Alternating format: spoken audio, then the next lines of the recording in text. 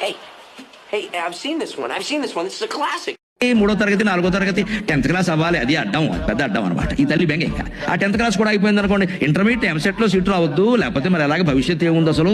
అందుకే టెక్నో స్కూల్లో చేర్పించారు, 2 ఎకరాలు అమ్మేసి చేర్పించారు. ఆ ఇంటర్మీడియట్ కూడా అయిపోయి ఎంసెట్ కూడా అన్ని కోచింగ్లు కూడా అయిపోయిన తర్వాత ఇంజనీరింగ్ ఎంసెట్ అయిపోయింది కదండి, మీ వాడికి ఇంజనీరింగ్ సీట్ వచ్చింది కానీ ట్రిపుల్ రాలేదు, మధ్యలో డిడిఈ అని ఏదో వచ్చింది, ట్రిపుల్ రాలి, అది రావద్దు. ట్రిపుల్ కూడా వచ్చేసింది కూడా బాగుందండి, మంచి సీట్ వచ్చిందంటే వచ్చిందండి, ఇంజనీరింగ్ అవ్వాలి కదండి, క్యాంపస్ ఇంటర్వ్యూ అవ్వాలి, ఉద్యోగం రావాలండి.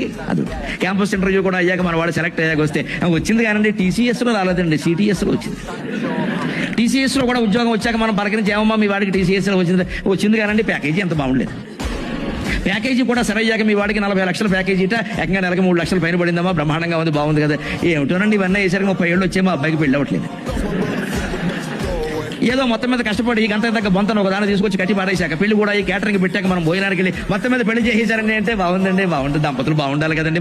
మన కాలం అది కూడా ఇక్కడ పెళ్లినాడే సెంటిమెంట్, మన కాలం కాదండి ఏంటో. అందుకని వాళ్ళు కూడా బాగున్నాక 2 ఏళ్ళు కలిసాక 3 ఏళ్ళు అయ్యాక ఏమంటే మీ కొడుకు కోళ్ళు అంతా బాగున్నారంటే అంతా బాగానే ఉన్నారని ఏమిటో మా కోడలు నీళ్ళు వేసుకోలేదండి. ఇంకా అసలు ఈ అత్తగారు నీళ్ళు వేసుకోకుండా ఉంటే ఈ గొడవ ఏది లేకుండా ఉంటుంది.